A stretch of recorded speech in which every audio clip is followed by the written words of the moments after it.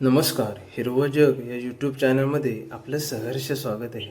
आज आपण गावठी आंब्यापासून साठा कसा तयार करतात याची माहिती घेणार आहोत. तर आपण काय केलं आहे, आपण प्रथम रानातून हे गावठी आंबे आणलेले आहेत. आपण बघू शकता की आता आंब्यांचं सीझन चालू झालं आहे. म्हणजे जसे कलमी आंबे पिकायला लागले तसे आता हे गावठी आंबे पण पिकायला लागलेत.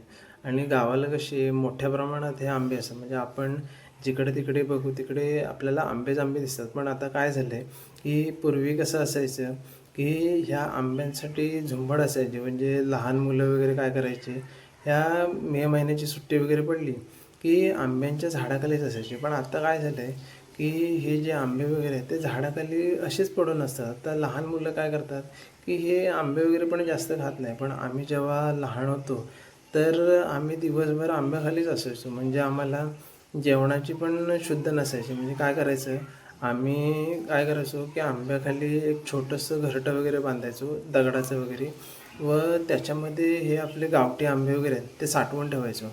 म्हणजे आणि त्यामध्ये कसं आम्ही 4-5 मुलं वगैरे एकत्र असायचो. तर आमचे 100-200 आंबे झाले किंवा आम्ही प्रत्येकजण असे आंबे वगैरे वाटून घ्यायचो. म्हणजे तुम्हाला 50, मला 50 असे ते. आणि तेव्हा कशी त्या काळची जी मजा होती ती काही वेगळीच आहे. आता कसं झालं आहे, आत्ताच्या आपल्या आधुनिक जगामध्ये आपली जी पूर्वीची जी मजा आहे ते आपण विसरत चाललो आहे. तर आपण काय केलं आहे की हे जे आंबे आहेत ते आपण प्रथम धुवून घेतलेत व आता आपण त्या आंब्यांचा रस काढणार आहोत. म्हणजे कसं आहे, हा जो आंबा आहे गावठी आंबा तो अतिशय रसाळ आंबा आहे व तो आपलं साठं करण्यासाठी पण अतिशय चांगलं आहे. तर काय होतं, काही जण काय करतात की हे साठं बनवण्यासाठी जो आंबा वगैरे आहे तो पहिला शिजवून वगैरे घेतात व त्यानंतर जे साठं बनवतात. पण आपण काय केलं आहे की हा जो आंबा आहे तो कोणत्याही प्रकारचा आपण शिजवून घेतला नाही. म्हणजे जसा नैसर्गिक पद्धतीने झाडावरनं पडला आहे तसाच आपण तो आणला आहे आणि धुतल्यानंतर आपण त्याचा आता रस काढत आहोत. तर काय करायचं आहे की ह्याचं चांगल्या प्रकारचे आपण रस काढून घ्यायचा आहे. म्हणजे आपला जो साठा वगैरे आहे तो पण चांगला होणार. तर आपण काय करायचं आहे, आपण एक ताट वगैरे घ्यायचं आहे.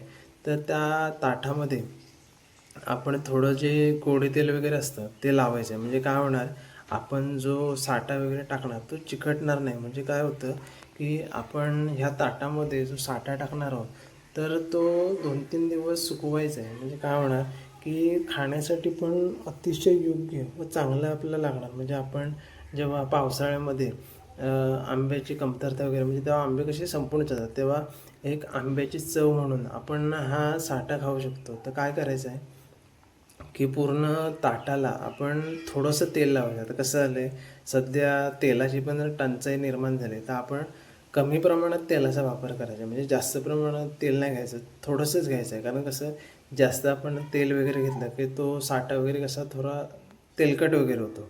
तर आपण आता हे तेल लावून घेतलं आहे आणि आपण जे मागाशी आंब्याचं रस वगैरे काढले ते आपण थोडं थोडं ह्याच्यामध्ये टाकायचं आहे. म्हणजे आपली जी 2 ताटं आहेत त्या 2 ताटामध्ये आपण हे थोडं थोडं रस टाकायचं आहे. म्हणजे आपला जो साठा वगैरे आहे तो कसा अतिशय चांगला व चविष्ट होणार. तर आपण आता हे ताटामध्ये हा रस टाकत आहोत.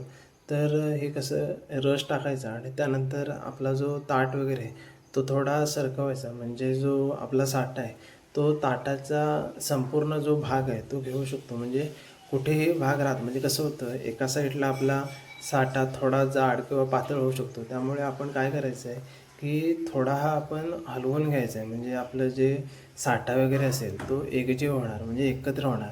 तर हा आता आपला साठा तयार झालेला आहे. तर आता काय करायचं आहे की हा आता आपला तयार झालेला साठा आहे तो आपण उन्हामध्ये सुकवायचा आहे. म्हणजे हा उन्हामध्ये 2-3 उन्हं ह्याला दाखवायचे आहे. म्हणजे काय होणार, हा आपला साठा खाण्यासाठी अतिशय चांगला व चविष्ट लागणार. म्हणजे कसं, आत्ता सध्या उन्हाळा वगैरे चालू आहे तर कसे 2-3 उन्हं वगैरे ह्याला भेटली का हा एकदम, म्हणजे आता ह्याला पिवळसर रंग आहे. तर ऊन लागल्यानंतर ह्याचा जो रंग आहे तो लालसर होणार. म्हणजे कसं, आणि काय करायचं आहे, ही जी बाजू आहे ती आपण सुकल्यानंतर पलटी करायची आहे. म्हणजे आपला जो साठा आहे तो खाण्यासाठी पण अतिशय चांगला व चविष्ट लागणार आहे. तर तुम्ही पण असे साठे वगैरे बनवतात का? तुम्हाला पण साठ्याची आवड आहे का? तर कमेंट करून नक्की सांगा. असेच नवनवीन व्हिडिओ पाहण्यासाठी आपलं हिरवं जग या चॅनलला लाईक करा, शेअर करा आणि सबस्क्राईब करा. धन्यवाद.